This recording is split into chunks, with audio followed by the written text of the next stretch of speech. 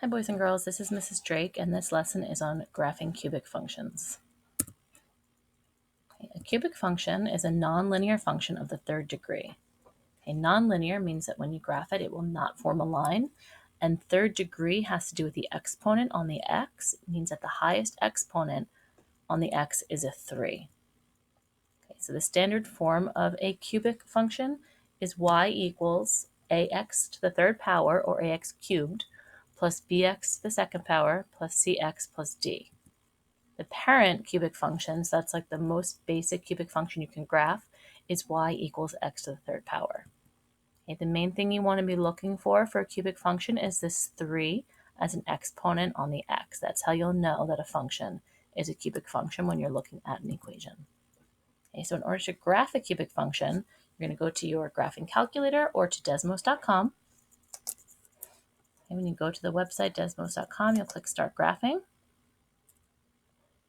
And here you'll type in y equals x to the third power. So shift 6 will give you the caret to the third power.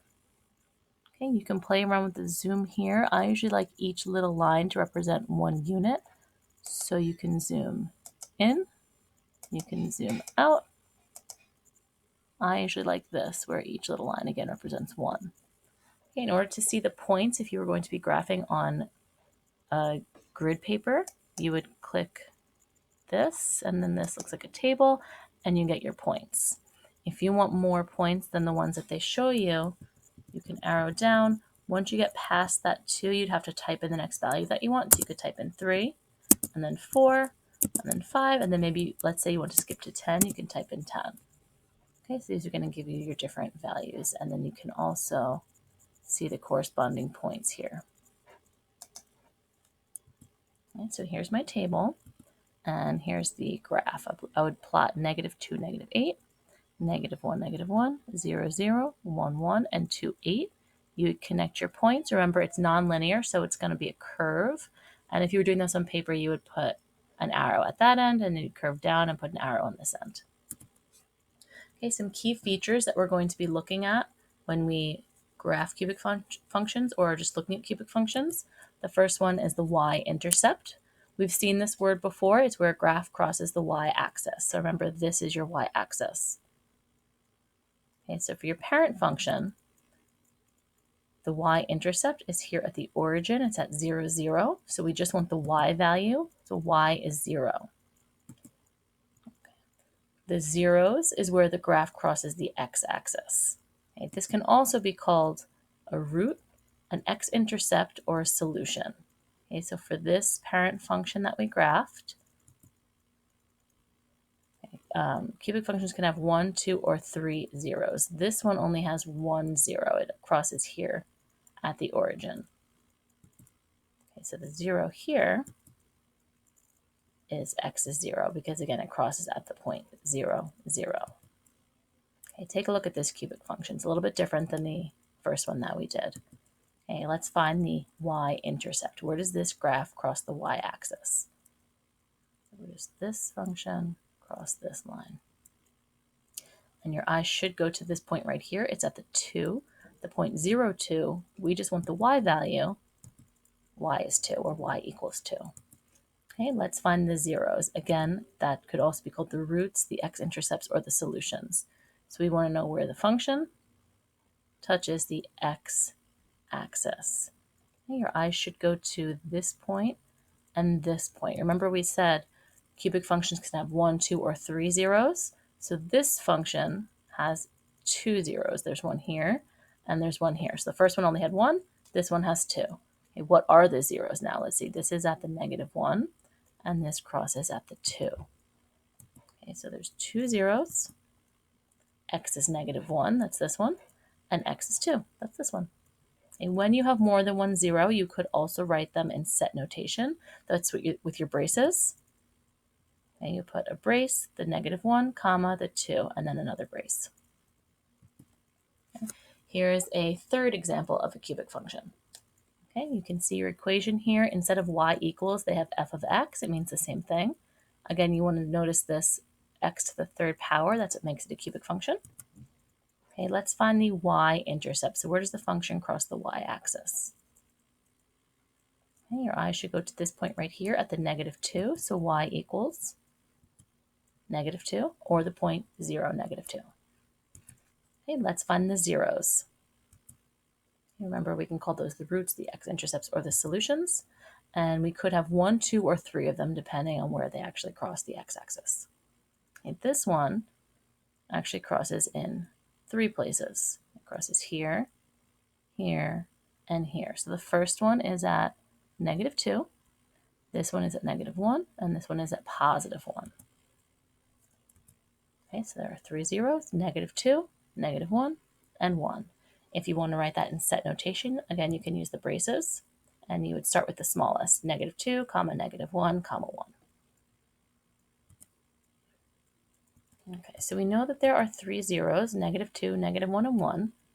We could also find these zeros from the table if we didn't want to look at the graph. Okay, so here's a table from Desmos.com. If you had typed this equation into the y equals, okay, we're going to be looking for the zeros, which means we're looking for zeros in the y column. So see that 0 in the y column, you're going to look at the corresponding x value, that -2, which goes along with the first intercept here.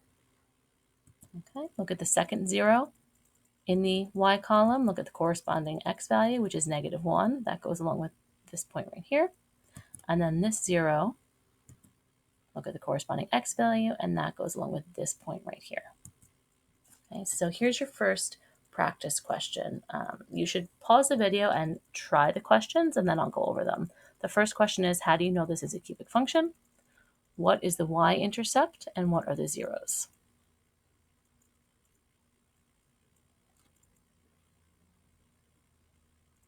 So for the first part of the question, hopefully you looked at the equation here, and your eye should go to the exponent. You should notice that there's an exponent of 3 on the x. That's what makes it a cubic function. The greatest exponent on the x is a 3.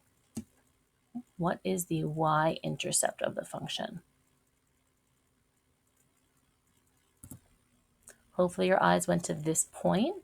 The graph crosses the y-axis at the point 0, 8. So the y-intercept is y equals 8. What are the zeros of this function? So where does this function cross the x-axis? And your eyes hopefully went to these 3 points at the -2, the 1, and the 4. So there are 3 zeros, x equals -2, x equals 1, and x equals 4. Or if you wanted to write it in set notation, you could use the braces, -2, 1, 4. Okay, here's our second practice problem. What are the zeros of the function f of x equals x to the third minus 3x squared minus 10x? Okay. Notice there's no graph. We're going to have to create a graph. Okay, I'll let you pause to go to Desmos.com to put in the function and try to find the zeros.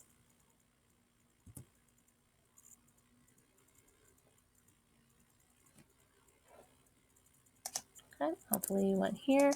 You x out of the function you had before and you type in y equals x caret 3. To get out of the exponent, use the arrow key, minus 3x caret 2, and then minus 10x.